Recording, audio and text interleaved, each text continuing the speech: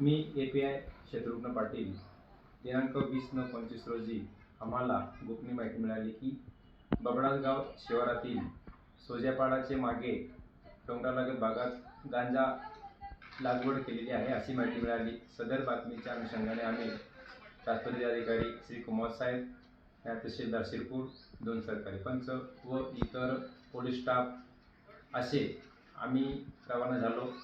सदर ठिकाणी जाऊन बातमीच्या खात्रीप्रमाणे खात्री केली असता सदर ठिकाणी गांजा लागवड शेती दिसून आली।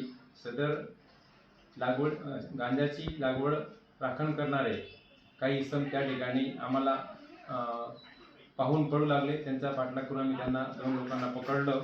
त्यात गेंदाराम झिपा पावरा, रूपसिंग भाऊसिंग पावरा हे आम्हाला त्या ठिकाणी मिळाले। तसेच सदर ठिकाणाहून अमरसिंग खैऱ्या पावरा, डुबाडे ज्ञानसिंग पावरा, कालूसिंग सुखलाल पावरा, प्रवीणसिंग गेंदाराम पावरा या ठिकाणी ते पडून द्यायला यशस्वी डोंगराळ भागात।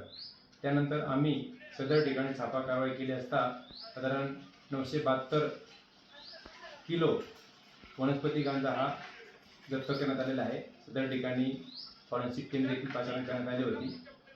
त्यानंतर आम्ही छापा कारवाईनंतर पोलीस स्टेशनला सदर घटनेच्या अनुषंगाने पोलीस कॉन्स्टेबल मुकेश पवार यांनी दिलेल्या तक्रारीवरून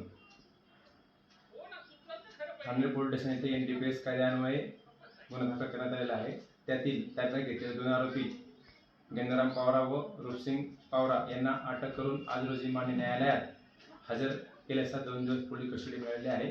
सदर घटनेबाबत माननीय पोलीस अधीक्षक श्रीकांत देवरे सर यांना माहिती देण्यात आली होती। तसेच अप्पर पोलीस अधीक्षक सो धुळे श्री देवरे सर तसेच उपविभागीय पोलीस अधिकारी श्री गोसावी सर यांच्या मार्गदर्शनाखाली आम्ही सदर कारवाई केलेली आहे और पोलीस तपास आम्ही स्वतः करीत आहोत।